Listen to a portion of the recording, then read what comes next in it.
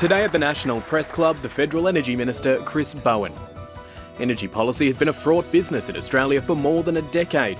And Mr Bowen's been faced with an energy crisis hitting the East Coast in his first weeks in office. Chris Bowen with today's National Press Club address.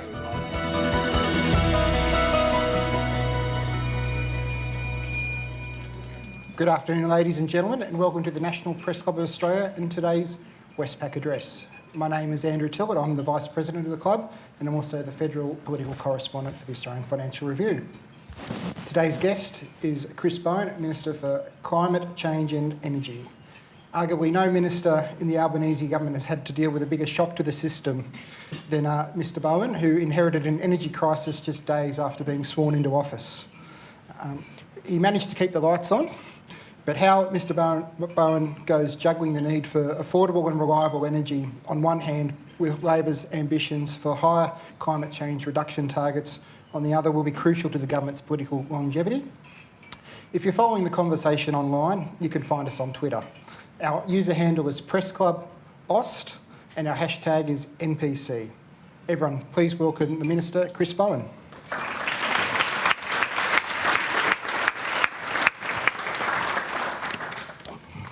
Ujuru Nunakal put it simply but beautifully.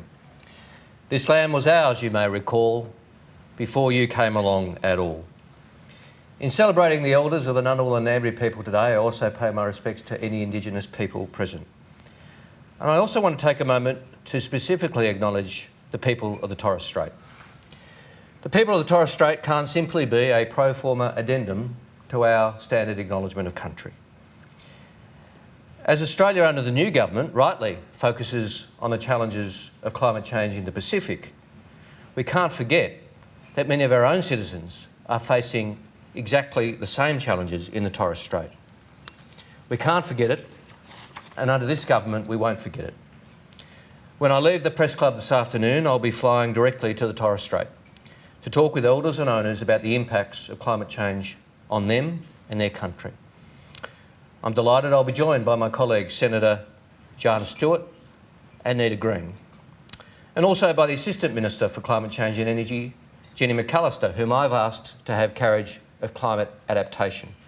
And Jenny's also joining us in the room today. Well, it's tempting to say that May 21 saw the winds of change blow through our country. But in fact, a gale blew away 9 years of climate delay, denial and dysfunction. After years of climate change policy being weaponised by Conservatives, after years of baseless fear campaigns about the cost of climate action, there was a climate election. And that election resulted in a Labor victory with an ambitious climate agenda. Of course, real victory on climate doesn't come on election day.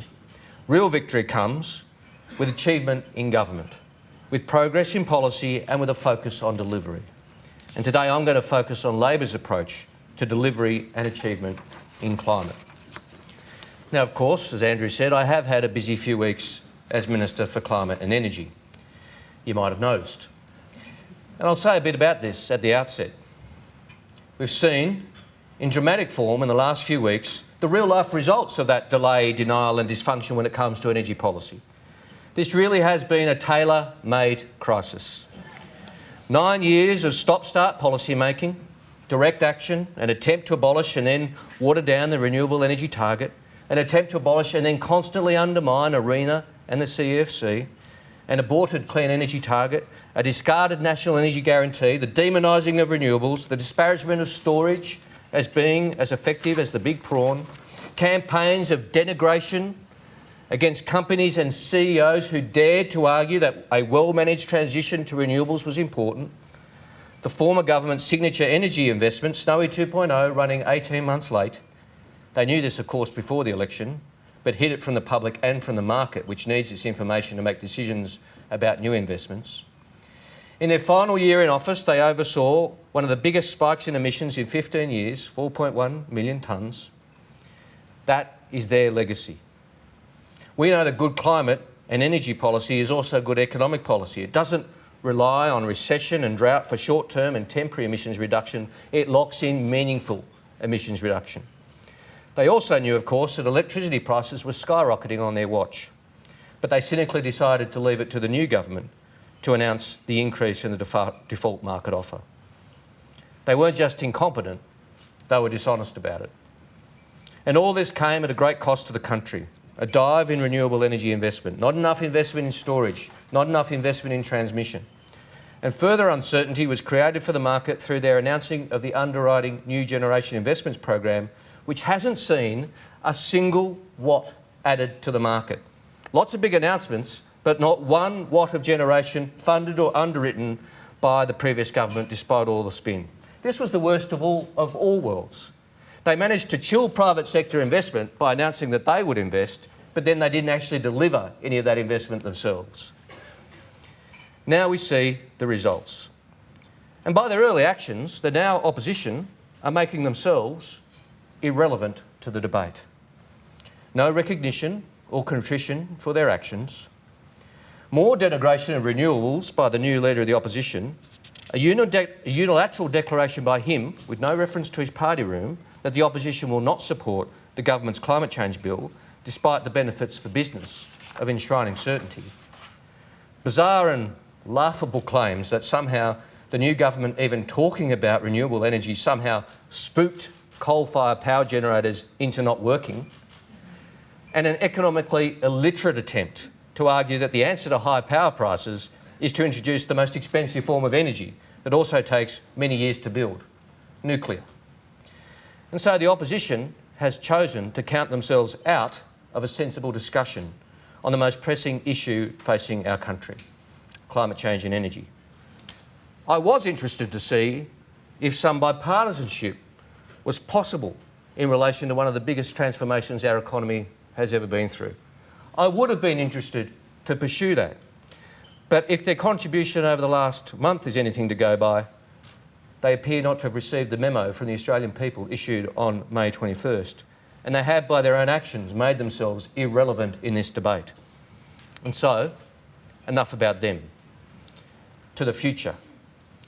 The key to our approach in government and the key to Australia's success were the same principles that underpinned the Powering Australia policy and our successful election campaign. Namely, a focus on the economic opportunities for Australia of a real, well-designed climate action and well-integrated industry and economic policy. Bringing Australians together from the regions to the cities, from the renewable sector to traditional energy. An end to the toxic politics of identity, of division, an effort to divide Australians against each other on the matter of climate change. An effort to ensure that the economic dividend of real action on climate change is fairly spread across the entire country. Working with business to unleash the pent-up private investment in energy generation, which has been waiting for a government that gets it, waiting for a government that understands the need to provide sensible and stable policy frameworks. Working in partnership with all other governments and those who have a stake to drive this once-in-a-century transformation. And a commitment to a carefully designed and ambitious but achievable set of policies which ensure our approach is both credible and substantive. That approach marked our election campaign. That approach will mark our tenure. When the Prime Minister and I signed the letter notifying the UN of Australia's new 43% emissions reduction target, we invited representatives of the business community and the trade union movement, big energy generators and big energy users, manufacturers and climate groups.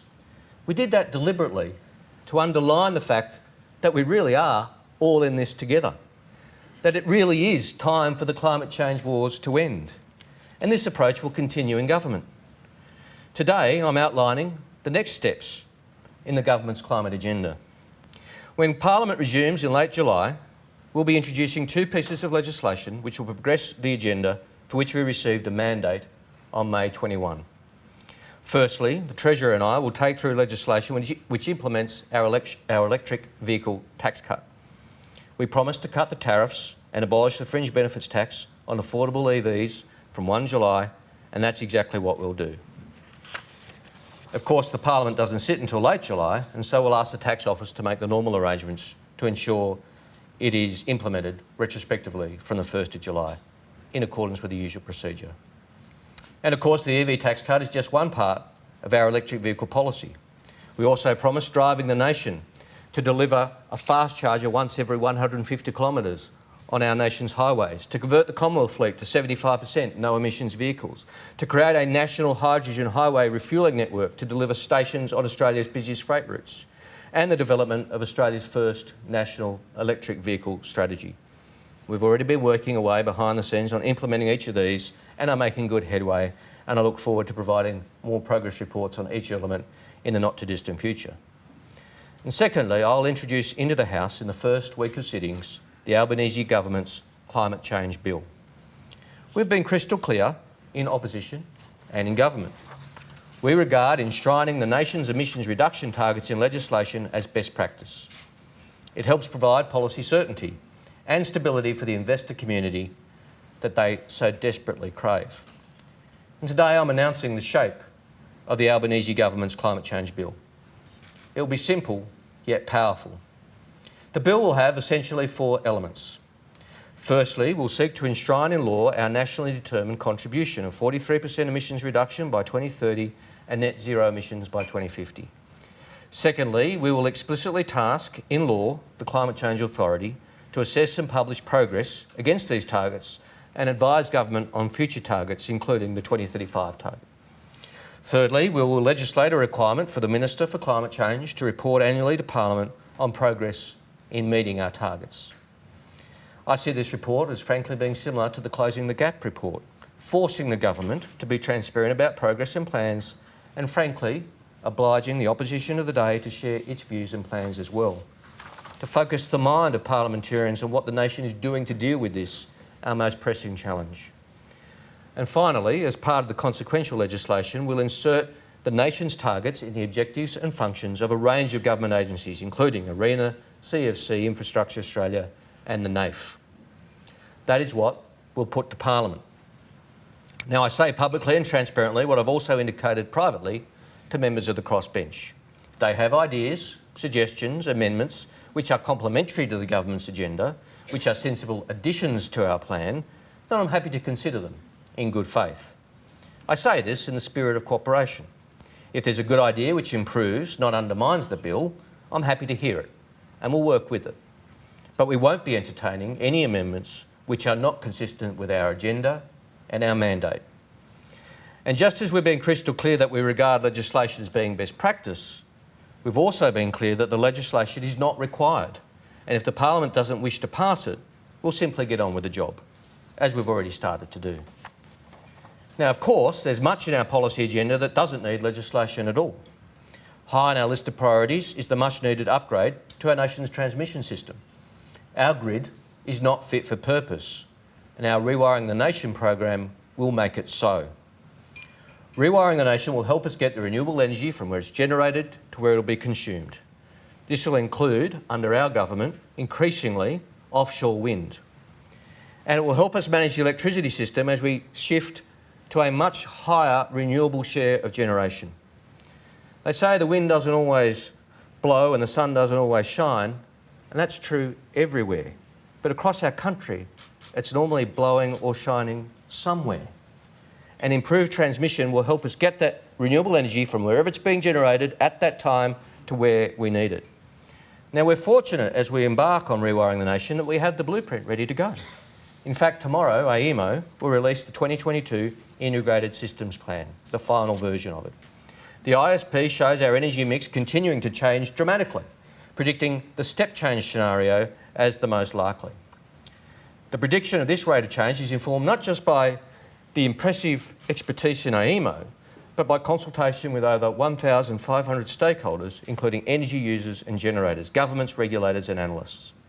The sector's been honest about the pace of change in the market. The previous government was not, which has left us playing catch-up as we build out new generation.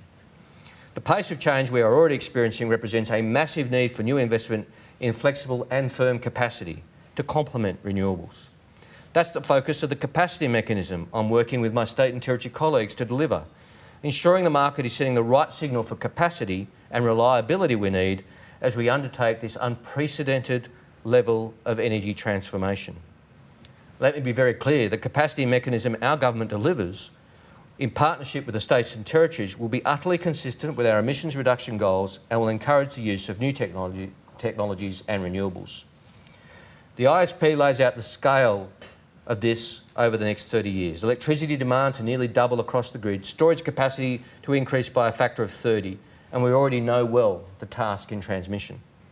Billions in job-creating investment to connect Australian households and industry to affordable, firmed renewables. Tomorrow's ISP will set out the timelines for delivery of major pieces of transmission infrastructure. It'll set the dates for critical projects like the Marinus Link that will connect Tasmania's hydro to the mainland with new undersea cables, and Hume Link and the second interconnector between Victoria and New South Wales that will allow electricity from renewable and dispatchable sources to flow from where it's generated to where it's needed in our homes and industries. Let me say, this is a world-class document. It's a roadmap for the transmission revolution our country so desperately needs. And so I welcome the ISP final document being released tomorrow. The only problem with the ISP is that it wasn't properly funded. Under previous arrangements, it would have taken too long to implement this very good plan. Rewiring the Nation will fix that. Guided by EMO, the CEFC and my department, Rewiring the Nation will enable the new government to get on with the job and implement the ISP fully. I look forward to working with my fellow energy ministers to modernise the grid, implement the ISP and provide the country with more renewables, more transmission and more storage. Now, important as the ISP is, it's not enough. It only covers electricity transmission. Our transformation needs to be more than transmission. We need an integrated national plan which covers all the investments needed for a renewable economy. The plan needs to cover what storage we need and where. It needs to cover what green hydrogen we need and the pipelines we need to get it around the country. It needs to cover all the necessary investment. It needs to cover the vital enablers to that program, like the upskilling of our workforce and making things in Australia again. I was delighted when the State and Territory Energy Ministers, Labor, Liberal and Green, all represented around the table, unanimously agreed to work with me on exactly that plan at our recent meeting. I've described it as the ISP on steroids. Now, the best time to start working on that plan was 10 years ago, and the second best time is now. And that's exactly what we're doing. And so this vital work begins as we begin this important national project. You know, I'm often fond of saying 2030 is actually not that far away. This is the most dramatic economic transformation our nation has faced in the modern era.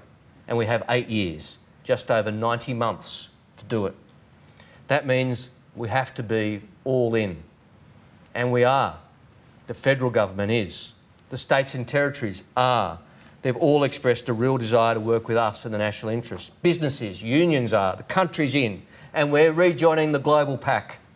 While the rest of the world has been ratcheting up their ambition, the previous government has left us a policy laggard. And that's had ramifications for our economic and strategic interests. Climate change and emissions reduction is, of course, a global problem, and we need to all pull together with our international partners to solve it. And we act in recognition that climate change is a primary and economic security challenge for our region and an existential threat to the island nations of the Pacific. But climate change isn't just a threat. It's an economic opportunity for Australia and our partners. By 2030, our ambition is to be exporting clean energy, critical minerals, batteries and components, as well as clean steel and aluminium, commodities produced by a thriving Australian economy, driven by skills and innovation of Australians working in thousands of jobs in all our regions. Hydrogen's a great example. If we get this right, by 2030, Australia will be a major player in the global hydrogen industry. We'll be using our natural resources, including solar, onshore and offshore wind, to generate export quantities of hydrogen and providing for its use domestically. We will use hydrogen progressively to decarbonise existing industries, heavy transport links and for chemical production. And we won't just be powering Australia with renewable energy, we'll be exporting that power across the world. The world and our fast-growing region needs clean energy in vast quantities. Under the Albanese government, Australia's regions will be at the heart of this change and this opportunity, not a footnote to it. Exporting clean energy, energy-intensive industrial products like green steel and aluminium, and other products like solar cells, electrolysers and batteries will all help power the clean energy economies of our region, strengthening supply chains and bolstering energy security. So being a good global citizen isn't separate to our national economic interest. It's key to it. The world's climate emergency really is Australia's jobs opportunity. We've already moved quickly to demonstrate to our international partners that we're here to help and to lead. I've held in the last month discussions with US Secretary of Energy, Jennifer Granholm, with President Biden's Special Envoy for Climate Change, John Kerry, as well as the COP26 President, Alok Sharma. It's fair to say the reception to our government's approach has been very warm, with a shared sense of excitement about the opportunities for strengthening the economic ties with these key partners in the global transformation underway. I'll be continuing these conversations at the Sydney Energy Forum next month with visiting energy ministers from around the world. I had the pleasure of meeting the Prime Minister of the Cook Islands in Sydney recently to discuss the climate crisis and look forward to welcoming Cedric Schuster, Samoa's Minister for Natural Resources and Environment, to the Sydney Energy Forum. This marks the start of a genuine partnership with our Pacific family to achieve ambitious international response to climate change, including talking with them about jointly hosting a future COP. Climate change has been a focus of the Foreign Minister's engagement in the Pacific since the election and of the Prime Minister's remarks to his counterparts at the recent Quad Leaders meeting and the Major Economies Forum, of course. The government will continue to support our partners in the region as they work to address climate change, including with new financing arrangements. As we begin on this important project, both abroad and at home, I reckon it's appropriate to ask the question, what will success look like in 2030? By 2030, of course, if we're successful, our emissions will be at least 43% lower than 2005 levels. That's more than 130 million tonnes lower than they are today. By 2030, we'll still be exporting energy as a country and employing thousands of people as we do so, but we'll be exporting renewable energy via submarine cables and green hydrogen. A renewable energy superpower won't be a concept, it'll be a lived reality. By 2030, we'll be genuine partners with the Pacific in ambitious action on climate change. We will have improved our trade and diplomatic ties on this shared challenge and opportunity. By 2030, more than 82% of the electricity we generate will come from renewable energy. Renewables and storage will dominate our electricity supply, connected to households and industry through new transmission supported through our Rewiring the Nation policy. By 2030, the Australian government itself will be net zero. By 2030, our national battery strategy will have ensured that we're a serious player in global supply chains, not just supplying lithium and other critical minerals, but making components and batteries here and employing thousands of people as we do so. By 2030, our national EV strategy will mean that we've caught up and affordable electric and hydrogen vehicles are a realistic choice for Australian families. All this is achievable, but it's also ambitious. We will succeed. Now we have a government that gets it, and we're determined to get on with it. We've wasted a decade. We have not a second now to waste, and nor do we intend to. It's time to get on with it. Thank you.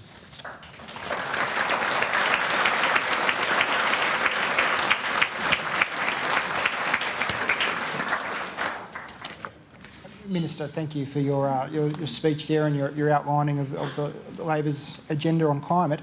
But can I just go back to, as we sort of opened talking about the energy crisis, which fell in your lap in the first few days.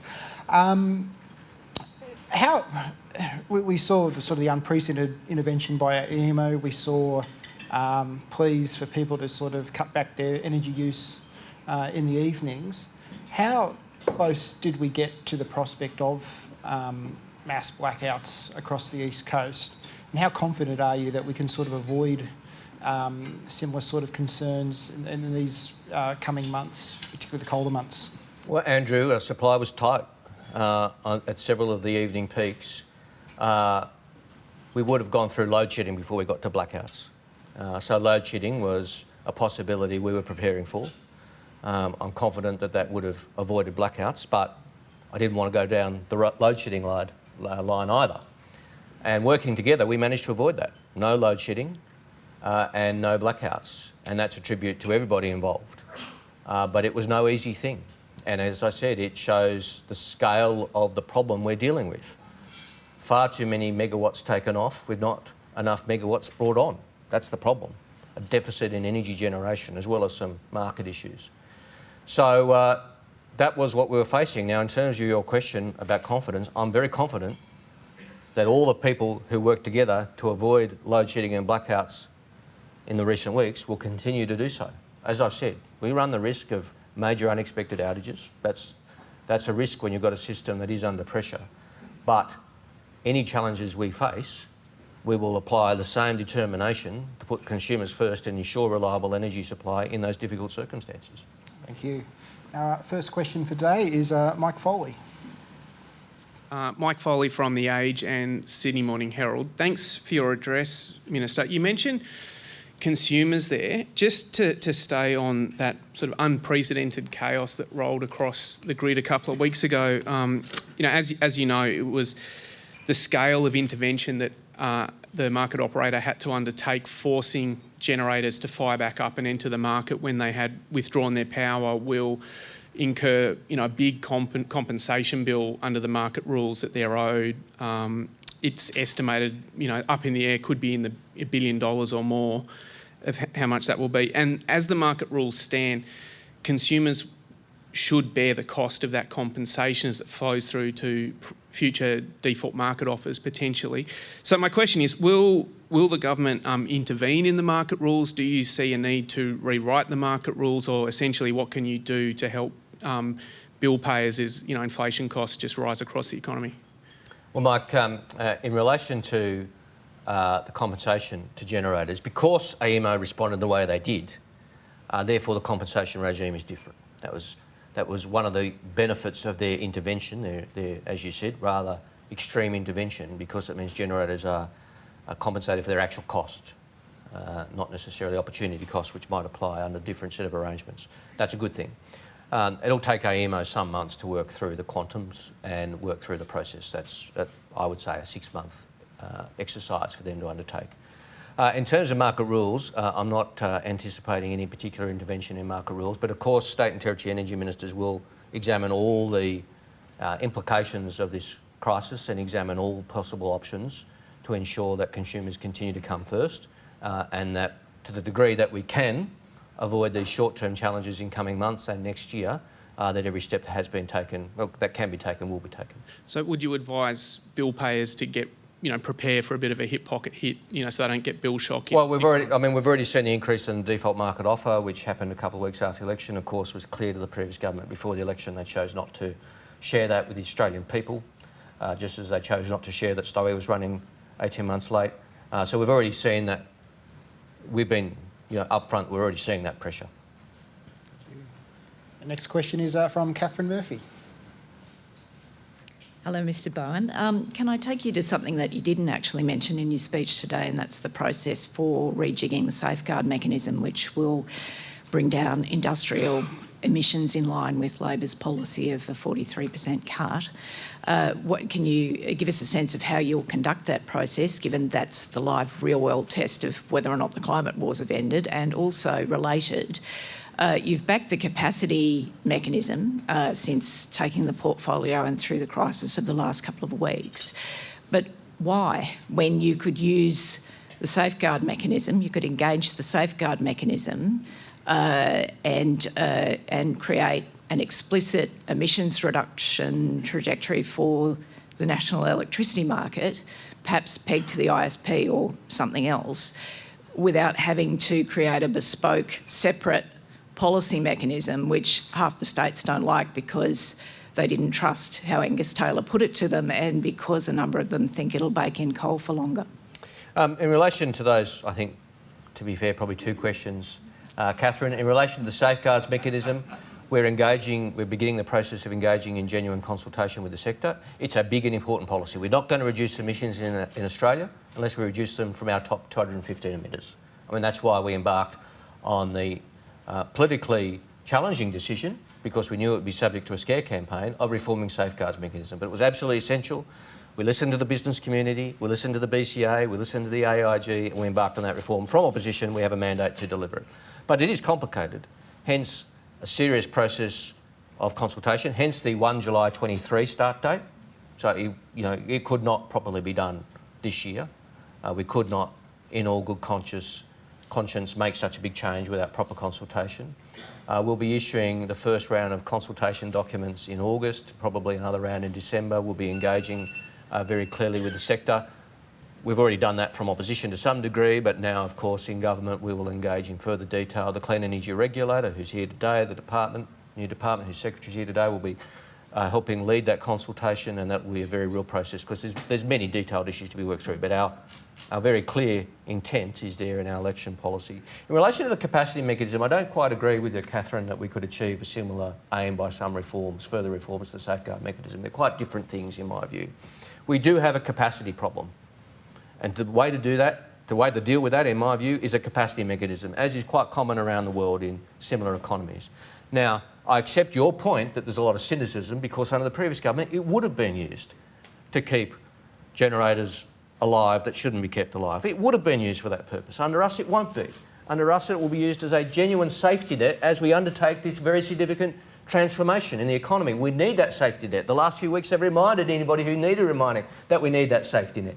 Under us, it'll be utterly consistent with our emissions reduction target. It will support new technologies, it will support new generation, it will support storage. Now, there are issues that I'm working through with my state and territory colleagues. We unanimously agreed to progress this work at the last meeting.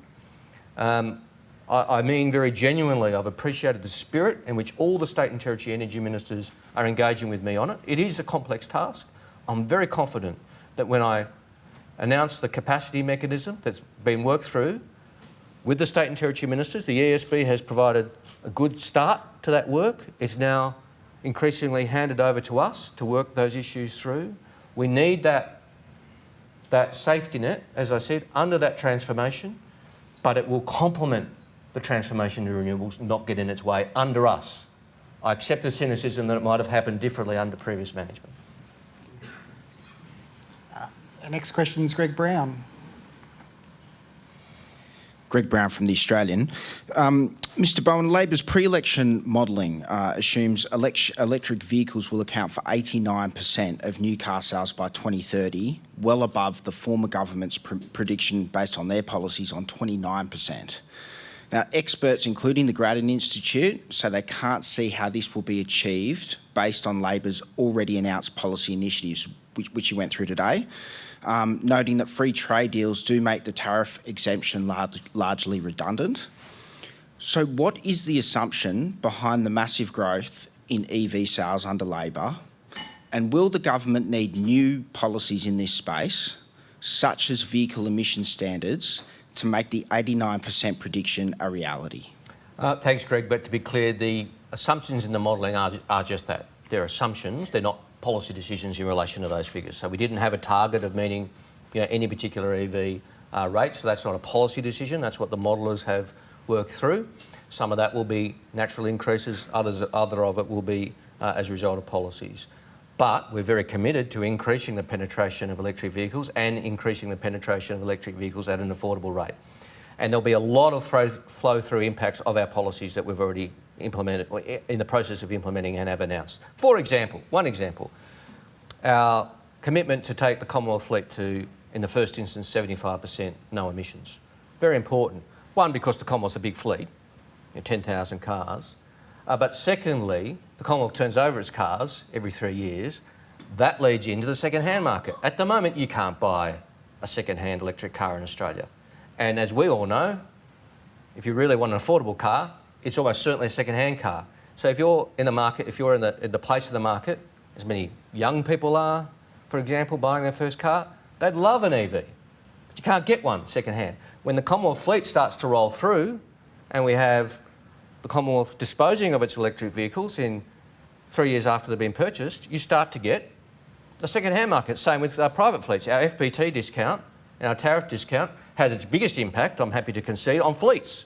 Again, big proportion of car sales in Australia are fleet, but again, they turn over, depending on the company, every 2, 3 or 4 years, flow through to second-hand. So there's a lot to do. And yes, in relation to the second part of your question, we have an electric vehicle strategy, which we will now develop in office, as we said we would from opposition, and we'll consider further policy options to add to and build on what we've already committed to. So vehicle emission standards, are they on the table as we move forward? We will consider all viable options to build on the policy announcements we've already made and are implementing. Thank you. Our next question, Melissa Clark. Melissa Clark from ABC. In the recent crisis we had in the energy system, we had AEMO price cap kick in, and subsequent to that we saw generators withdraw their offers of service. Does that price cap on wholesale spot market prices that was put in, does that price cap need to be reset? Was it too low, having not been reassessed or reevaluated for a number of years?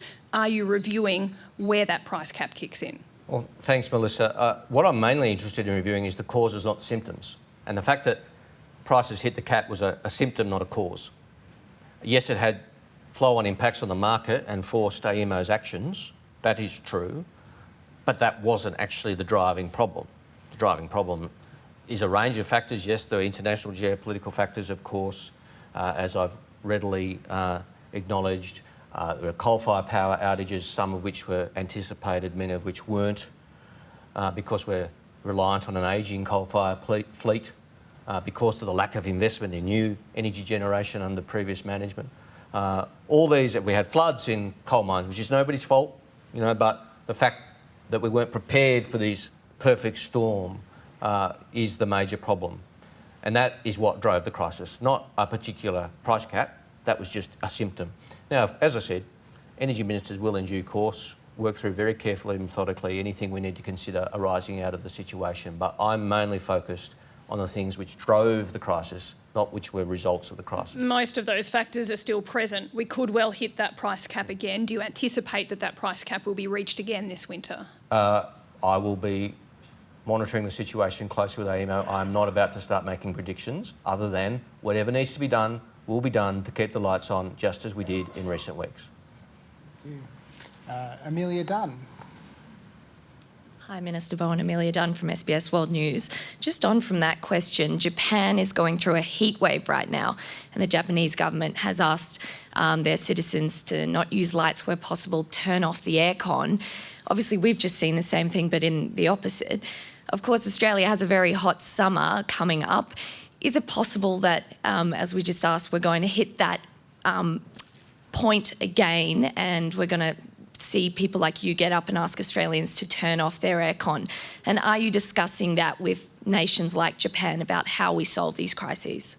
Yeah, thanks, Amelia. It's a very fair question, but I think that we have to acknowledge too that the pressures on the energy system are changing as our energy system changes. In the old days, when I was a boy, summer was the period of maximum pressure. That's when energy ministers, when I was growing up in the 70s and 80s, would come on the TV and say, please turn off your air conditioner. We're changing because we now have much more solar generation, and while solar does play a role in winter, of course, it plays a much bigger role in summer, and we are seeing massive generation from the solar panels in our roofs, 1 in 4 houses, in summer. So yes, when our energy use goes up because we all put our swimming pool filters back on and we put the air conditioner on, that is true. That used to put huge pressure on the energy system and still provides some pressure, but we have the solar contribution to offset that, much more than, say, Japan does, because we are the world's leading rooftop solar country. So I don't think we should look at it through that prism to say, well, Japan's going through this, so we might, because we're a very different economy. Of course, we remain vigilant to any threats, but we are dealing with a very different set of arrangements, both to the past and to countries in our region who are dealing with their own sets of challenges. Thank you. -5 in Canberra today for anyone at home, so the heaters were getting a workout there. Jade Galeberger. Jade Galeberger from the Herald Sun. The Energy Security Board's latest report on the capacity mechanism warned about the prospect of renewable energy droughts that could last for days in Victoria during winter next decade. Given batteries can currently only last for a few hours at a time and provide that additional support, what kind of generation do you expect will help provide that dispatchable power Victoria is going to need during those droughts? Well, that's 100% right, and we do have to prepare for that. That's the whole point of this ISP on steroids that I'm talking about, to prepare for exactly that situation, because we do need to store the renewable energy when it's generated and save it for when it's not being generated, and that needs to be both short-term, which, as you say, batteries. Battery technology is also improving and lasting longer, but as I've said consistently, batteries are vital, but they're not enough. They're great for short-term, but we need the longer term. We need to store for what the Germans call Dunkelflaute, which is the long winter without wind, or the dark doldrums, which is Dunkelflaute. That's what we need, and our system is not ready for that. So in terms of the long duration storage and ultra long duration storage, then we're looking at pumped hydro, which we have some, but not enough. Again, Snowy 2.0 is important, but it's running late. And then in the longer term, you're looking at green hydrogen, which is ultimately a form of storage and long duration storage. They're the complements to batteries and the longer term storage, but they both take time. Pumped hydro is great, it's got a very important role to play, but there are big environmental approvals to be worked through, and green hydrogen is not yet commercial. So these are both issues which I think underline the importance of the work that State and Territory is doing with us for that long-term enhanced ISP on all the investments necessary. Jacob Grieber with our next question. Thanks, Minister. Thanks, Andrew. Jacob Grieber from the Australian Financial Review. Minister, just to have you look beyond the borders for a moment, several hours ago, the G70 leaders, who include some of our biggest customers, such as Japan, issued a communique about how they want to accelerate the end of their dependency on Russian energy. We stress the role increased deliveries of LNG can play and acknowledge investment is necessary in gas. So rather than talking about gas triggers in Australia or domestic reservations, shouldn't we be exporting more gas to our allies so they can get off Putin's gas? Well, I mean, our allies, whether it be G7 or EU, are also increasing their ambitions in relation to renewable energy, as they should, as they are. They're increasing their medium-term targets, they're increasing their investment in photovoltaics, they're increasing all that because that also reduces their reliance on Russian gas, as they need to. That is a matter for them, as it is for us, of national security. In our circumstance, I will deal directly with your question, but in terms of the broad, in our circumstance, there's one source of energy that no geopolitical situation can interrupt in relation to our supply chains out or in, and that's the sun to our landmass and the wind on and off our shoreline. That's good energy security. Storing that, that's a matter of national security. In relation to Europe, we should assist them with that transition, both in technology in relation to renewables, wherever we can. In terms of gas exports, I think we've made very clear our view that the gas sector has a social licence here in Australia, and it is required to support the manufacturers in particular who rely so heavily at the moment on it before new technology emerges. Of course, exports have a role to play, and those continue, and particularly contracted ones, that will continue. But we make no apologies to your question for assessing what policy levers are necessary going forward, including reforms to the ADGSM, which is a particularly blunt instrument. To be fair, it was designed for a different circumstance, not really designed for this circumstance, but it's of no little use in this circumstance, so hence we are going through the process of looking at reform options there, and that is the right thing to do. Does it worry you as a follow-up that some of these countries appear to be slowing or reducing their ambition because of the very real, very immediate crisis caused by the invasion Jacob, of Ukraine? I don't accept with respect your proposition, because I think they're actually increasing their ambition in relation to renewables. Yes, they are saying gas will play a role, as it will here, as I've made consistently clear. Gas is playing a role here and will continue to. It does have the virtue of being a flexible energy source. Gas-fired power stations can be turned on and off much more quickly than coal. So that has a flexibility premium, which is important as we are managing this transition, this transformation. But they are saying gas will continue to play a role in their system for the foreseeable future. I've said the same consistently from opposition government about our system, that gas will continue to play a role. We've got to get the balance right, and we've got to supercharge that transformation, which has been so lacking. Thank you. Maeve Bannister for your next question. Maeve Bannister from AAP. The UN Climate Change Conference is going to be taking place in Egypt later this year. Will you be going? And what message do you think Australia will have for the rest of the world in terms of the policies that you've mentioned today, and also working towards net zero targets, which are global targets? Yes, I will be going, and the message is we're back.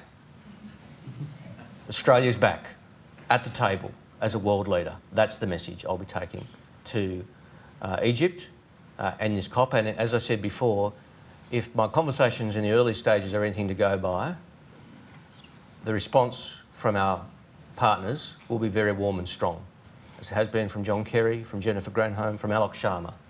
A real sense that Australia's back. And I know the Prime Minister's felt the same in his conversations with world leaders.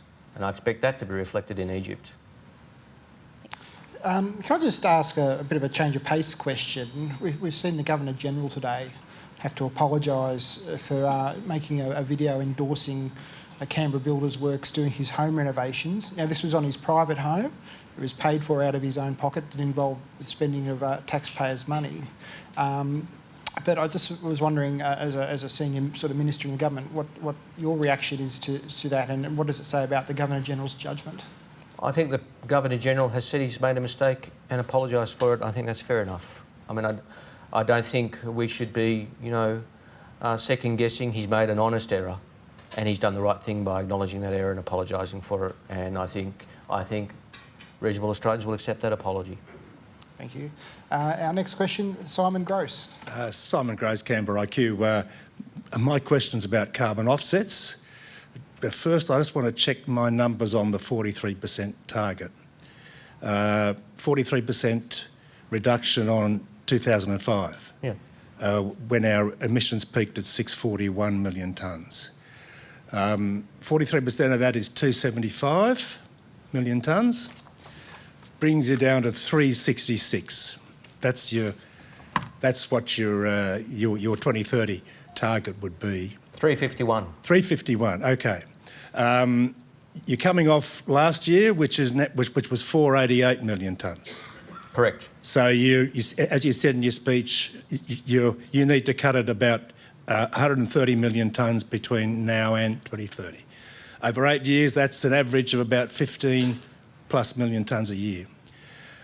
To what proportion of that reduction would you expect to be earned through carbon offsets? Would it be around 50%?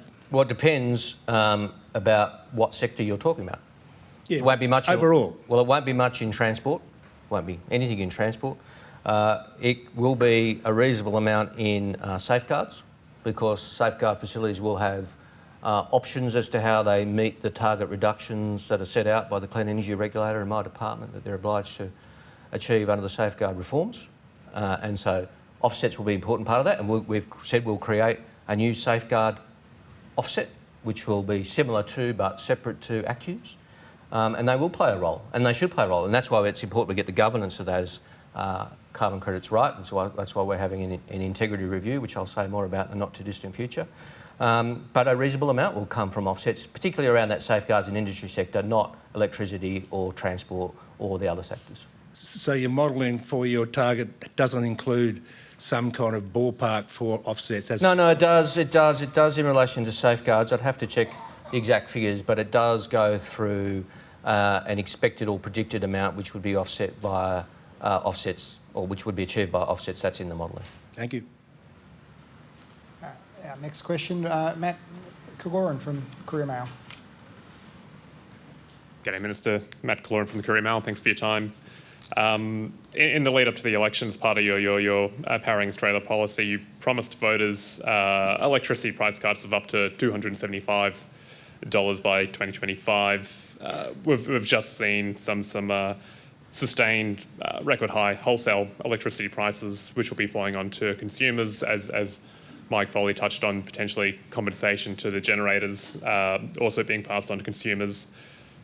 How will you be able to deliver those promised price electricity bill savings onto consumers, and will they even be able to notice them if wholesale prices are driving and being passed on to consumers in the coming years? Well, Matt, you're right, but this is even more important. Our policies are even more important in the light of what we're dealing with. In the light of the fact that we're dealing with this, have been dealing with this crisis, in light of the fact that Snowy 2.0 is running 18 months late, which is a recent revelation, in light of the fact that the default mark offer has gone up after the election, which is a recent revelation, sure, that makes our task harder, but it makes it even more important. And it is truer than ever that renewables are the cheapest form of energy. So it is more important than ever to get them into the system, and that's exactly what our policies will do, and that's exactly what they'll achieve, and they will achieve a downward pressure on power prices. Are you confident still, though, in those figures on that? Well, as I said, it's more important than ever. Of course, figures will move around. You know, since the modelling was done, we've seen Snowy 2.0 running late, we've seen default market offer going up. But I'm very, very confident that the policy impact, which we modelled, will be met, and that is downward pressure on prices through more renewables in the system. Thank you. Next question, Dan Jarvis-Barty. Dan Jarvis-Barty from the Canberra Times. Thanks for your speech, Minister. Just a question about the negotiations with the crossbench on the climate change bill. You mentioned that you're willing to consider what you described as sensible additions. A number of the crossbenchers, including Zali Steggall and David Pocock, have suggested that they would like to see the 43% considered a floor rather than a ceiling. Would you consider including a provision, or at least flagging through your rhetoric, that that 43% would be a floor rather than a ceiling to Labor's emissions reduction ambitions? Well, thanks, Dan, but of course it's not a ceiling. Of course it's not a ceiling. I mean, we're hardly going to treat it as a ceiling.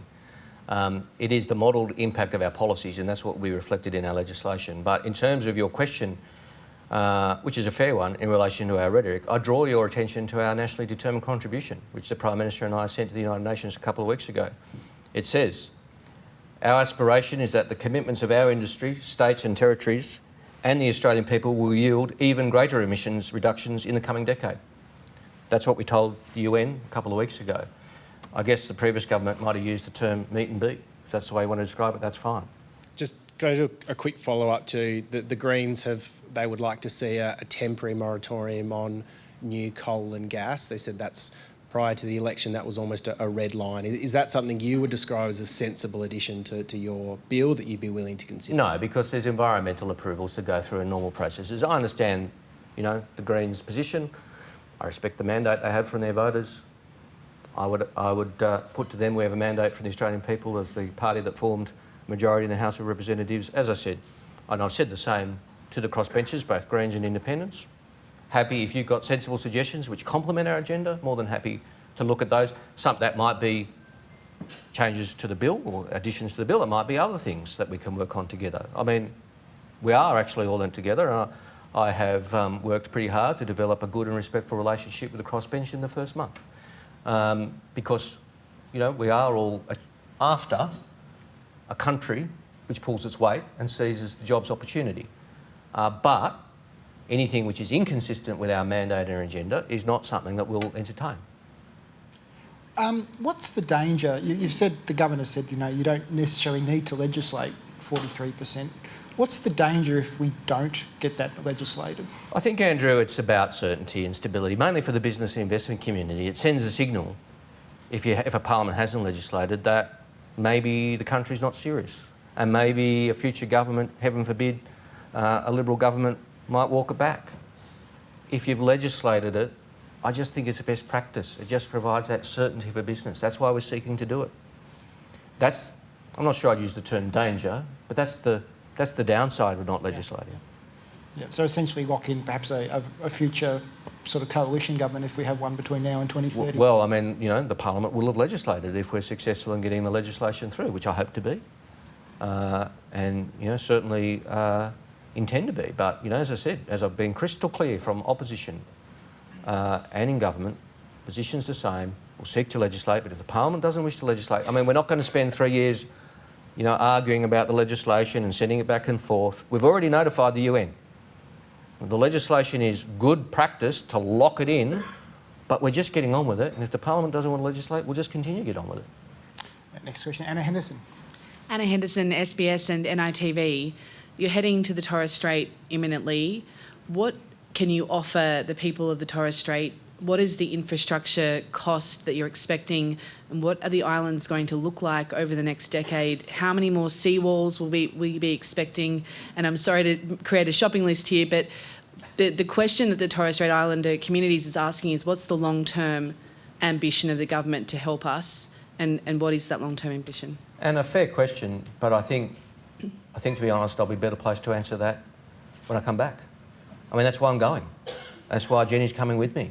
And a very genuine exercise. I've asked Jenny to have day-to-day carriage working closely with me on adaptation, we're going to listen, very genuinely. I'm not sure the last time an energy minister or climate change minister visited the Torres Strait. But I'm going fairly early because I really genuinely want to hear from traditional owners in a meaningful way about what they're dealing with, what they're worried about, what's on their agenda. I've had meetings with them, to be clear, you know, virtually and in person, but I haven't been onto their country, and I'm going as a sign of respect to listen to them on their country about what they want to see happen. And then Jenny and I will bring that back and we'll talk to our cabinet colleagues and we'll work it through. But I'm not complaining about your question, but I'm not in a position to answer what they need until I've been there and heard from them in a very genuine process. They are already talking about the need for more seawall investment and other infrastructure. My question, I guess, is on the briefings that you have, what are you expecting is the threat that is being posed to them over the next decade? Real and substantial. And, you know, we've heard it from them direct, as you said, quite correctly. We've heard it from them. But I want to go and see it. And I want to walk their country with them and hear it from them. And I think that will better place Jenny and I to make recommendations to our cabinet colleagues about what needs to happen from here. I think it's important for us to go there. These are Australian citizens, our brothers and sisters, at the front line more than anybody in dealing with the impacts of climate change, and they deserve to have a federal government which listens to them, and that's exactly what Jenny and Nita and Jana and I will be doing over the next 24 hours. And many of them want a higher 2030 target. So what will you say to them when you have I'll be saying to them, our target is ambitious. As I said before, 90 months is not long to turn this big cruise ship around, to reduce our emissions by that level. But I completely understand that they want to see this issue dealt with, and they now have a government that wants to deal with it. Thank you. Next question, John Keogh. Thanks, Minister. John Keogh from the Australian Financial Review, and you've certainly had a baptism of fire in the new portfolio. I'm just thinking about internationally at the moment, further to Jacob's question, there's been criticisms of the G7 overnight supposedly backsliding on some of their climate commitments and outlook and use of gas. But just more broadly beyond that, we've seen Germany fire up mothballed coal-fired powered stations. China's premier in the last couple of days has encouraged more coal-fired generation because of concerns about blackouts. And the UK has also counselled subsidies for electric vehicles. So there does seem to be a bit of a shift in international thinking on climate and energy at the moment. Are you worried that there's a loss of ambition now, but more pertinently that the road to net zero, the emissions reduction, could be a lot more bumpy because of the energy crunch that we're now experiencing and countries reacting to that? Well, I guess, John, yes, it is going to be bumpy, but I'm not particularly surprised by that. I mean, I think that was inevitably going to be the case. But I actually don't... No, I'm not worried about a backsliding of ambition, because I think serious leaders around the world get it that actually the transformation is more important than before. If you don't want to be reliant on gas, it's more important to be increasing your renewables.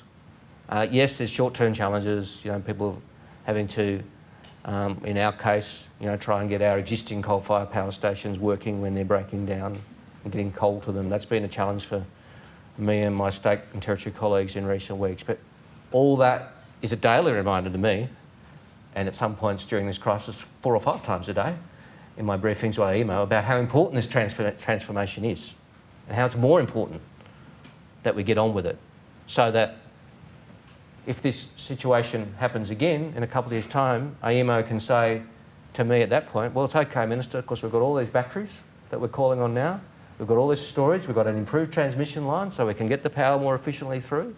It's okay because we're developing this green hydrogen plan, so we're in a much better place than we were a few years ago. That's why it's important. Okay, yep. Next question, Julie Hare. Minister, thank you for your speech. Julie Hare, also from the Australian Financial Review. Apologies for that. And I'm also a director of the National Press Club. Financial Review's never enough. Yeah, we're en masse today. On Tuesday's state budget, the Queensland Government massively increased royalties from coal mining. I'm just trying to get your thoughts on that, what that means for Australia's energy transition, and whether maybe other coal-rich states such as New South Wales should follow suit. Oh, I have no idea whether any other state's contemplating that. It's a matter for them. But I completely understand the need for states to ensure fair revenue for their residents from the resources that are under their ground. Is it a super profits tax? I wouldn't have thought so, but it's an increase in royalties, which is entirely a matter for state governments and entirely appropriate for them to ensure fair share for the residents of their state. Thank you. Thank you. We're back to Mike Foley. Yeah, back for more. This is because my answers have been short and to the point. It's good. It's very good. Too succinct for your own good. No hot air at the Okay, I can deal with that. I'm just wondering about back on offsets, and when you talk about Labor's open to potentially approving new gas export projects, for example, and you state quite clearly that any of those new emissions will be captured by your safeguard mechanism if they hit the trigger, which they would. What role does Labor see international offsets, carbon offsets playing in a future economy? The former coalition government obviously banked a hell of a lot on international offsets achieving net zero. Or could Labor rule out any use of international offsets? Do you think it'll play a significant role in Australia's net zero push? I think, Mike, we would proceed with caution. You know, there are some international offsets already, you know, arrangements with Fiji, for example. That's all fine and appropriate. I think I can see theoretically the importance of international offsets, but we will not do anything unless we're entirely satisfied about the integrity of those offsets and that they were real and that it would not impact in any way adversely for our national ambitions. But I'd work those issues through carefully based on expert advice at the time if there was something sensible. I'm not ideological about it like the previous government was, you know, all for it, gung-ho, nor do I rule out entirely a role for international offsets only if carefully managed, properly calibrated, fully vetted and audited in terms of integrity. So it might be part of a future review that you're doing. Look, it's not something that is very high on my list at the moment by any stretch of the imagination, but I'm not going to rule out that at any point, if we were satisfied that it could play a carefully designed and calibrated role in the system, but it would need to be very carefully worked through. Catherine Murphy. We didn't actually caucus, but I'll ask the other half of Mike's question just back on permits and integrity, which you've raised. You've flagged that there's a review forthcoming. Andrew McIntosh, who's the respected expert in this field, has said that the permits or credit system currently is a fraud, which has hurt the environment and wasted more than $1 billion in taxpayer funding. What's your own view? Obviously, you're seeking a review, but are you anticipating that review will find major problems with the system? Catherine, I'm not going to preempt it other than to say it will be serious and very credible. And when you see the calibre of the names that I've appointed to undertake that review, I think you'll agree that the government is taking it seriously. It will be a thoroughly independent, proper review without predetermined views one way or another. And that's as it should be. I don't have a predetermined view. That would be wrong. I think the concerns raised by Professor McIntyre are substantial and real and should be taken seriously. To be fair, we had already committed to this review because we had our own concerns before the Australia Institute raised these concerns. But I take the concerns raised very seriously. I've said the same to the Australia Institute, to the Carbon Market Institute. These are big and serious issues which need to be addressed because we are going to rely on credits, whether they be ACCUs or safeguard credits. I do want integrity. I want confidence in the system. I want the Australian people to have confidence in the system. And unless and until we have that review, that will be lacking because these serious concerns have been raised. So it is in everybody's best interest to have this thorough review. So I will be saying more about it in coming days. It will be, as I said from opposition, thorough but concise. So I'll ask it to undertake its work in a 6-month period, but it will be separate from government. And whatever the results are, we'll all have to live with it. If it finds everything's hunky-dory, if it finds there are serious issues to be addressed, if it finds things can be improved, we'll just get on with the job. Our last question of the day, Melissa Clark from the ABC again. Thank you, Minister. Melissa from ABC again. I want to ask you on Snowy 2.0, which you've mentioned. Can you tell us what you've been advised, or perhaps as much the Finance Minister as yourself when it comes to Snowy? Both of us, we're both equal shareholders. Excellent. What have you been advised is the time frame for completion? What reasons have you been given for the delays? Are they anything that could see subsequent delays? And have you been given a new total figure of what the project is now expected to cost? Melissa, the project is currently running around 18 months late.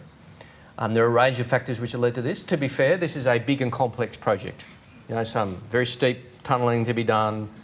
I understand, you know, why these things can get difficult. There have also been some supply chain issues which construction projects around the world are dealing with. I understand that too. So you're saying supply chain and geotechnical? Yeah, and some COVID-related, you know, delays.